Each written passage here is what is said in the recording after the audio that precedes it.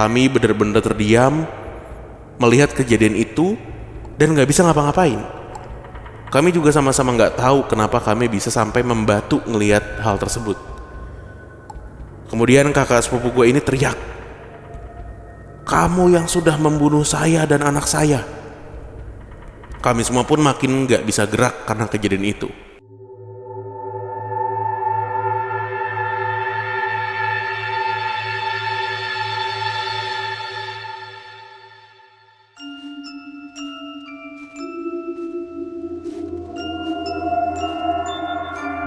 Assalamualaikum warahmatullahi wabarakatuh. Shalom. Om Swastiastu. Namo Buddhaya. Salam kebajikan. Selamat datang kembali di podcast Malam Kliwon episode 655. Oke. Tahun baru sebentar lagi. Tanggal 2 kita mau ada acara di Taman Mini Indonesia Indah nih. Betul. Live podcast ya. Teman Kliwon mungkin yang menyaksikan ini yang lagi liburan di Jakarta bersama keluarga, atau misalnya lagi mau ya kemanapun gitu ya, pas lagi libur ke Taman Mini deh. Banyak tuh rangkaian acaranya ya. Iya, dan PMK itu ngisi di tanggal 2 Januari 2026, hari Jumat. Selain ada live podcast, di hari itu juga ada performance dari NDXAK dan juga Tip X. Iya, ampun, seru itu banget dia kan. Jadi benar. teman Kliwon yang pengen nonton PMK bisa langsung beli tiketnya. Dan dari tiket itu udah bisa nonton NDX sama T-Pex juga. Betul. Gitu. Jadi kapan lagi ya habis nonton live podcast, malamnya bisa langsung nonton konser. Nah, tapi nggak sepanggung ya. Beda venue. Tapi nggak apa-apa, deket-deket lah gitu. Deket. Let's go ya. Ya, jangan lupa untuk tutorialnya bisa dilihat di Instagramnya Podcast Malam Kliwon buat kalian yang mau beli tiket. Kita juga nggak lupa mau mengucapkan selamat hari Natal. Betul. Untuk semua teman Kliwon yang merayakan. Yes. Semoga damai dan cinta kasih selalu menyertai kita semua. Amin. Oke, langsung aja kita bacakan cerita di penghujung tahun 2025 ini. Halo Kak Bimo dan Kak Danu, sebelumnya makasih udah mau bacain cerita aku. Salam juga buat teman Kliwon, panggil aja aku JJ, yang baru ngeluarin single terbaru. JJ Slebel. Emang iya? Iya. Wah, gue sih gak tertarik sama singlenya ya. Tapi rilisan yang lain. Oke. Fashion. Iya, fashion item. Aku mau cerita tentang pengalaman mistisku bersama keluargaku pas malam 23 Desember 2023 yang lalu. Nih udah malam Natal nih, menjelang malam Natal. Sebelumnya kami beragama Kristen. Jadi saat itu kami sekeluarga berada di rumah nenekku dan kakekku. Karena ingin merayakan Natal bersama, malam itu aku pergi main ke rumah sepupuku. Kebetulan aku memang sering main ke situ kalau lagi ke rumah kakek. Malam itu kami duduk-duduk, main dan bercerita hal-hal random di tempat duduk yang dibuat pamanku buat bersantai. Tempat duduknya gak jauh dari rumah sepupuku, namun lokasinya lumayan minim pencahayaan. Jadi kami berdua duduk di situ hanya dengan pencahayaan api unggun yang dibuat sepupuku dan senter yang aku pegang. Lumayan lama kami berdua di tempat duduk itu. Entah pikiran dari mana, aku menyarankan sepupuku untuk menyorot pepohonan dan semak-semak rumput yang lumayan tinggi yang terbentang di depan kami berdua menggunakan senter. Sambil membayangkan akan muncul penampakan entah dari pohon atau dari semak-semak di depan kami itu. Tapi sayangnya gak terjadi apa-apa. Aku justru malah bersyukur karena gak ada apa-apa. Mungkin jika benar-benar melihat penampakan, aku sendiri tidak dapat membayangkan bagaimana aku dengan sepupuku nanti. Aku mengakui kami berdua hanya penakut yang ingin coba-coba karena belum pernah melihat makhluk halus. Memang benar gak terjadi apa-apa selama aku bersama sepupuku. Sampai aku kembali pulang ke rumah kakekku, lebih tepatnya. Sesampainya di rumah kakek, aku hanya mendapati bapakku yang tengah menonton TV di ruang tamu sekaligus ruang nonton bersama. Di ruang tamu itu ada beberapa saudaraku yang udah tidur. Mereka tidur di ruang tamu karena di rumah kakekku ini memang gak punya banyak kamar. Semua kamar pun sudah terisi penuh, dan semua orang tertidur pulas. Malam itu hanya aku, bapak, dan tanteku yang masih belum tidur. Bapak nonton TV, tanteku sedang membuat kue di dapur sendirian. Sedangkan aku duduk nonton bersama bapak. Sebenarnya masih ada juga kakak, tapi dia lagi main di rumah pamanku yang hanya berjarak 2 rumah aja dari rumah kakek. Singkatnya, saat asik nonton bersama bapak, tiba-tiba bapak ngecilin volume TV. Aku tahu di saat seperti itu bapakku mungkin sedang mendengar sesuatu. Aku pun ikut memasang telinga dan mencoba mendengar apa yang didengar bapak. Suaranya samar-samar. Kami berdua mendengar suara tanteku yang lagi ngomong di dapur. Bapakku berpikir mungkin tante panggil aku. Makanya bapak nyuruh aku ke dapur. Kebetulan aku lagi males karena emang baru balik. Jadi aku diam aja. Melihat aku yang hanya diam aja, bapak kembali menaikkan volume TV-nya ke normal seperti tadi. Gak lama, kembali terdengar suara tanteku yang seperti memanggil namaku. Tapi aku masih diam. Bapakku juga gak merespon. Hanya selang beberapa menit, tanteku muncul dari pintu arah dapur. Lalu tanteku bertanya, "Ima mana?" Ima adalah adik sepupuku yang baru berusia 7 tahun. Aku dan bapak refleks saling menatap. Pasalnya, sedari tadi hanya aku dan bapak di rumah ini, selain tanteku yang belum tidur. Aku pun menjawab pertanyaan tanteku. "Ima gak ada tante, dari tadi cuman aku sama bapak." Terus tanteku tiba-tiba bingung. Tanteku bercerita kalau tadi beliau mendengar suara adekku memanggil nama tanteku. Tapi suaranya kayak adekku itu lagi berada di pintu belakang rumah. Suara itu cuma manggil nama tante sekali, setelah itu dilanjut suara bersiul. Tanteku langsung ngejawab dan ngomong sama suara itu. Setelah tanteku bercerita kepada aku dan bapak, aku mengingatkan tanteku untuk tidak menjawab kalau ada yang manggil cuma sekali. Apalagi ini malam hari. Itu adalah ajaran dari almarhum kakekku hanya untuk memastikan yang manggil kita itu benar-benar manusia. Dengan posisi kami bertiga yang lagi mikir, ngapain adik sepupuku itu di pintu belakang jam 2 pagi ini? Dan kalaupun itu memang adik sepupuku si Ima, dia juga gak akan lewat pintu belakang karena di belakang gelap karena gak ada lampu. Gak lama dari aku ngobrol sama tante dan bapakku di ruang tamu, kakakku pulang. Karena aku tahu dia dari rumah paman yang merupakan bapak dari Ima.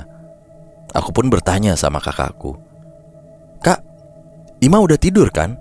Tadi kamu lihat dia kesini gak?" Kakakku pun menjawab, "Ima udah tidur dari tadi. Lagian anak itu mana bisa begadang. Dia juga gak kemana-mana tadi." Aku, bapakku, dan tanteku pun saling pandang dengan pemikiran, wah udah gak bener nih. Sedangkan kakakku hanya bingung dan bertanya, "Kenapa emangnya?" Tanteku pun menceritakan kejadian itu pada kakak.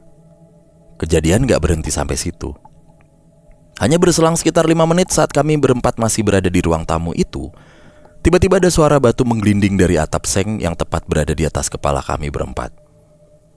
Kami berempat langsung refleks nengok ke atas terus saling menatap. Entah itu batu atau apa, intinya itu suara menggelinding seperti batu. Dan hanya suara menggelinding. Bapak langsung buka pintu depan.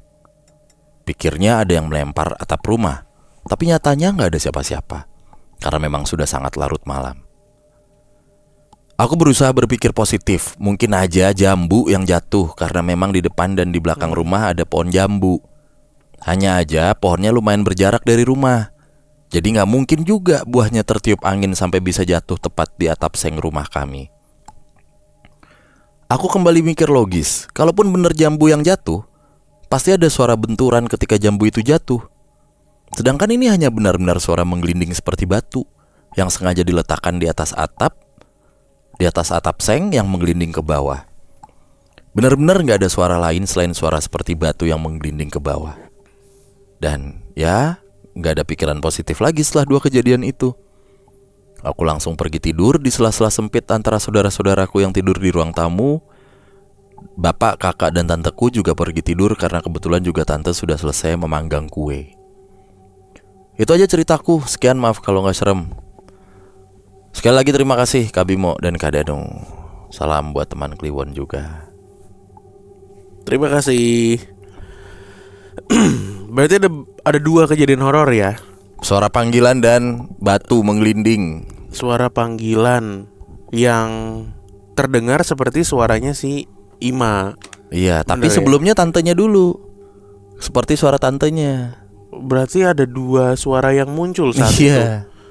Oh, gue pikir ada satu suara, cuma yang ini dengernya suara tantenya, yang Oh, ya bisa tantenya jadi. mendengar kayak suara anaknya. Pelakunya bisa jadi sama kalau itu. Aneh juga ya. Cuman gue pikir tadi mau ditwist nih. Kan bapaknya JJ misalnya gitu ya. Atau Mas. Dengar udah gak ada lagi naikin. JJ gitu.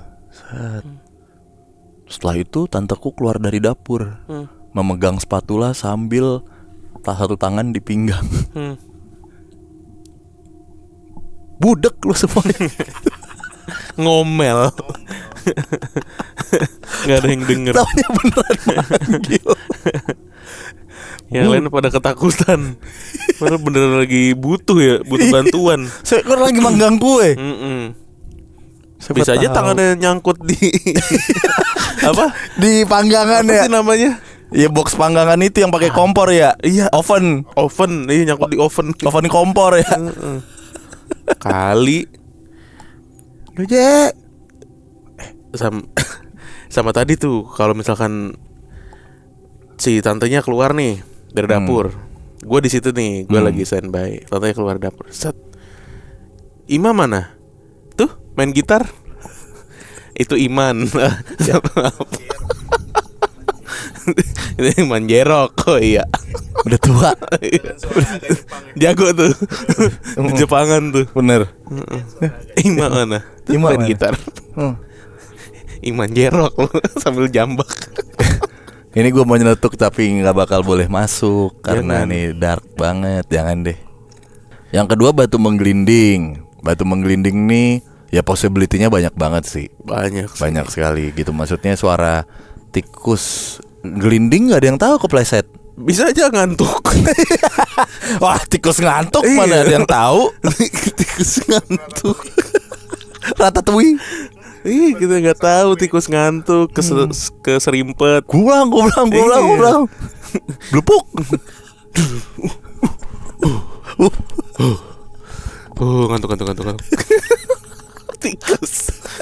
Ngantuk. Tikus ngantuk. Iya, atau kalaupun buah, ini gue juga baru menemukan apa ya, jawaban gitu dari buah yang jauh dari pohon jauh nih sama genteng. Tapi tuh buah bisa jatuh ke situ gitu. Kan ada makhluk namanya codot. Nah, Ya benar. Benar codot. biasanya yang membawa buah-buahan terus jatuh di tengah jalan tuh codot kelakuannya. Iya.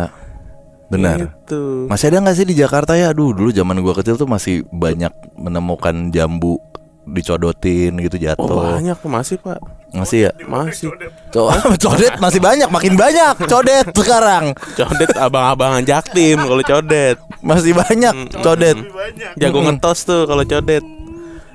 Codot udah jarang. Iya, kelawar tuh loh codot tuh. Iya, ya kelelawar pemakan buah. Codot. Alasan buah yang mau matang diplastikin, Eh? biar nggak dicodotin. Ada dulu buah-buah yang udah mau matang Setahu gue bukan itu dari reasonnya. Kalau diplastikin Itu. supaya pas jatuh. biar nggak kena codot juga. Oh, Kalau iya. kena codot nggak bisa dimakan. Ya benar sih. Bener sih. Iya, buat ngelindungin dari codot sama biar pas jatuh kagak bonyok. Gak jatuh. Oh iya benar. Agak Iya bonyok. benar. Iya ada reason itu. Tuh Ciko nggak tahu tuh pas itu. Dia codotnya belum tentu tahu. Oh iya benar. Dia codot aja belum tentu tahu. Next kita tanya deh coba. Iya, Cik, codot apaan, Cik? Apaan? Kiper. Ada dulu junior gue namanya kiper codot panggilannya. Anjing goblok nggak ada yang tahu.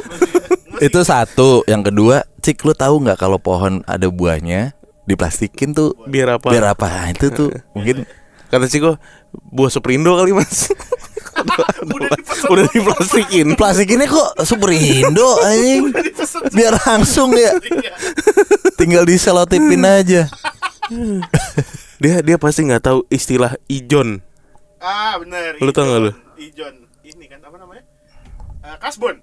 Bukan. Ijon tuh Ini apa, beli beras pas masih belum mateng. Ada dari zaman dulu kita Ijon. SD. Iya. Ini kan. Beras belum Beras mateng belum ya. mateng. Ijon. Ya gitu dah. Apa sih nggak tahu dia tuh. Jalur sama lajur deh. Tadi gue baru bahas sama bini gue. Nggak tahu Ciko. Bukan, nanti kita tanya bedanya jalur sama lajur. Beda ternyata. Jalur tuh lebih besar, untuk skop yang lebih besar. Jalur dari Matraman ke Mampang gitu. Jalur arah Mampang itu jalur. Lajur itu sisi dari jalur. Lajur kanan, lajur kiri gitu. Lajur tengah. Bahasa Inggrisnya kan lane. Itu ya. Semoga teman Kliwon bisa membedakan jalur dan lajur. Kan nggak enak kalau ada tari pacu lajur. Nah, nggak bisa tuh. Nggak gini-gini. Nggak gini-gini. Gini-gini doang karena kecil. Di jalan sempit. Nah gitu dong kalau pacu lajur. Nggak aura farming. Karena sempit. Karena kecil. Nah, aura farming. Gila. Suaranya juga kecil. Iya. Suara juga kecil jadi aura farming. Aduh. Oke, kita lanjut ke sebuah cerita yang masih berlatar Natal nih, karena kita masih ada dalam suasana Natal ya. Halo Kak, selamat malam. Kenalin gue Natania, panggil aja gue Ania. Gue mau cerita kejadian yang bikin keluarga gue shock berat sampai sekarang. Kejadian ini tuh terjadi waktu gue umur 6 tahun. Jadi waktu itu kami sekeluarga dan keluarga besar pergi ke rumah opung di Semarang untuk merayakan Natalan. Rumah opung itu luas sekali. Bisa dibilang rumah paling besar di Kafling tersebut. Rumahnya nggak bertingkat ke atas, tapi bagian taman depan dan belakangnya luas. Dalamnya pun luas, dan ada basement bawah tanah yang masuknya lewat garasi. Malam itu adalah H-5 sebelum Natal. Gua sama sepupu-sepupu gua lagi main kejar-kejaran gitu. Sekitar jam 7 malam lah abis Isya. Kami pun main kejar-kejaran sampai ke taman depan dan area deket basement. Liar banget lah pokoknya, kayak kelinci lepas kandang. Bagian basement itu emang gak boleh dimasukin sama gua dan sepupu-sepupu gua, termasuk orang tua dan para om tante. Jadi yang boleh masuk situ cuma kakek gua dan rekannya kakek gua ini. Gua gak kenal lebih tepat gitu ya dia siapa, tapi kayaknya rekan kerjanya. Tapi namanya juga bocah, penasaran banget tuh dalamnya ada apa. Katanya sih basement kakek gue ini digunakan untuk naruh barang-barang yang udah gak kepake. Gue juga kurang tahu fungsinya untuk apa. Kalau mau masuk basement ini cuma ada satu pintu, jadi kita harus turun gitu pakai tangga. Baru deh masuk lewat pintu itu. Pintunya menurut gue proper. Jadi bukan pintu kayu, tapi semacam pintu besi gitu. Jadi kami gak bisa masuk semudah itu. Kebetulan di antara sepupu gua ini ada yang udah SMA. Dia pun nyoba buka kunci pintu itu pakai semacam besi yang tipis banget. Bentuknya kayak korek kuping tapi lebih panjang. Dia nemu besi itu di rak-rak yang ada di garasi. Jadilah kami bisa masuk. Gue tuh amazed banget sama dalamnya, karena isinya itu lukisan-lukisan gitu. Yang gue sendiri gak tahu kenapa lukisan tersebut tuh ada di situ. Dan kebanyakan lukisannya adalah lukisan pemandangan. Kami pun lihat-lihat isi di dalamnya. Basementnya ini kecil banget ya, cuma sepetak. Setelah bosan, kami pun mau keluar. Namun tiba-tiba kakak sepupu gua yang udah SMA ini matanya memerah, dan dia menunjuk-nunjuk ke arah lukisan yang ada di situ sambil pasang raut muka marah. Gua dan sepupu-sepupu gua yang lain pun kaget. Kami benar-benar terdiam melihat kejadian itu dan gak bisa ngapa-ngapain. Kami juga sama-sama gak tahu kenapa kami bisa sampai membatu ngelihat hal tersebut. Kemudian kakak sepupu gue ini teriak, "Kamu yang sudah membunuh saya dan anak saya." Kami semua pun makin gak bisa gerak karena kejadian itu. Mulut kami seperti terkunci rapat. Tiba-tiba ada om gue yang datang ke basement karena mendengar teriakan kakak sepupu gue. Langsung kami semua disuruh untuk naik ke atas. Tapi gue diem aja di situ. Soalnya waktu itu gue kayak dikunci, jadi gak bisa ngapa-ngapain. Udah ditepuk berkali-kali pun gue gak bisa sadar. Terus abis itu sepupu gua teriak lagi, "Saya kutuk kamu, sial dunia akhirat." Waduh. Di situ gua langsung pingsan. Dan akhirnya gue digotong sama om gua. Waktu sadar, tiba-tiba di depan gua ada anak kecil cewek yang rambutnya lusuh gitu. Masih mungkin umur 10 tahunan lah. Dan dia ngomong kayak gini, "Kamu tahu gak? Tadi itu bundaku loh." Terus abis itu gue teriak manggil mama gue sekenceng yang gue bisa, karena gue ngerasa takut banget. Terus mama gue pun datang bawa teh, dan gue disuruh untuk menenangkan diri. Malam-malam banget sekitar jam 10, kami sekeluarga pada ngumpul di ruang tengah buat ngobrolin kejadian tadi. Kakek gue mulai buka suara tentang itu. Jadi kakek gue ini adalah salah satu PNS di kota Semarang, bersama rekannya yang memang deket banget. Karena karir kakek dan rekannya ini mulus dan cemerlang, hal ini mengakibatkan beberapa oknum tuh sirik dengan karir mereka dan mencoba mengirim hal-hal gaib ke kakek gua. Basement itu adalah basement yang dibuat kakek khusus untuk para penjaga. Maksud penjaga di sini adalah penjaga untuk kakek gua, rekannya kakek, dan keluarga kakek nih. Nah, kejadian tadi itu ternyata kakak sepupu gue dirasuki oleh arwah mantan istri rekannya kakek, yang masih murka akan kejadian yang menimpanya. Jadi rekan kakek gue ini dikirimin macem-macem. Namun sialnya, ternyata malah berimbas kepada istrinya yang saat itu sedang mengandung 3 bulan. Oke. Kejadian itu terjadi 10 tahun yang lalu. Dan anak kecil yang gue lihat saat itu adalah arwah dari anak yang mati dalam kandungan istri rekannya kakek gue. Lukisan yang ditunjuk kakak sepupu gue itu adalah lukisan yang dikasih oleh oknum yang benci sama rekan kerjanya kakek gue itu.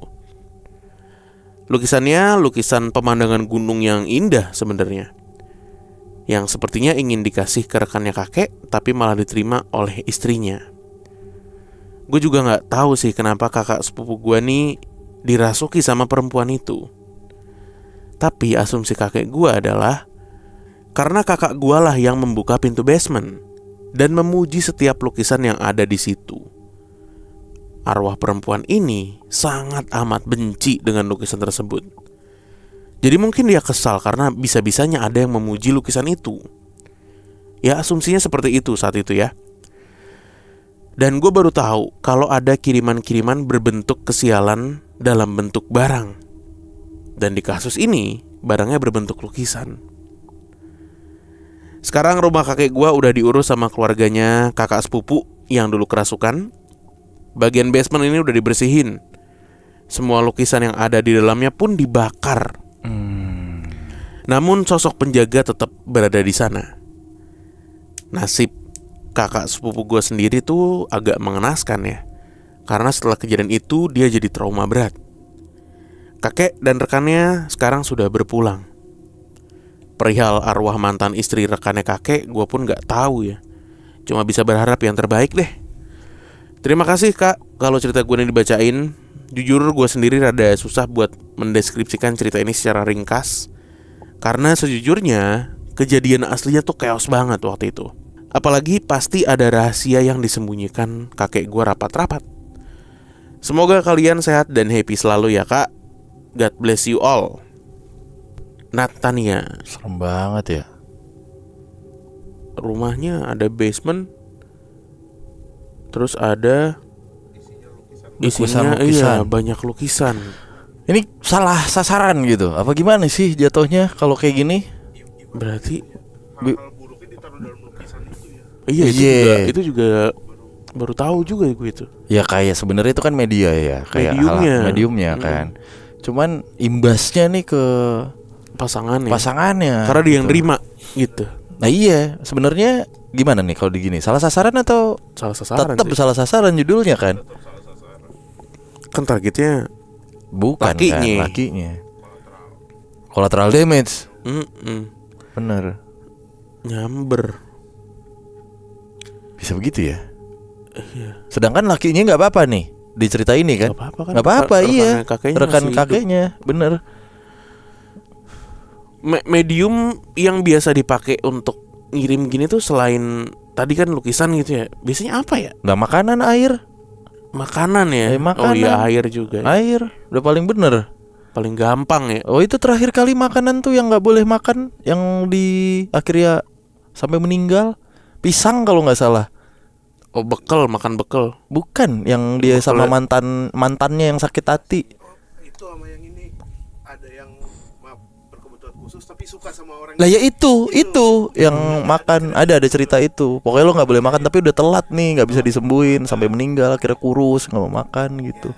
Di cerita episode berapa itu? Ada yang suka sama dia terus nggak terima deh. Heeh. Gua kira yang itu kemarin siluman air, Bukan, Cuci manuk. makan bekel. bukan. Makan air sebenarnya. Ya. Iya, sate taichan gitu enggak Nggak bisa. ribet ya Black Forest, kali ya. Black Forest nggak ada.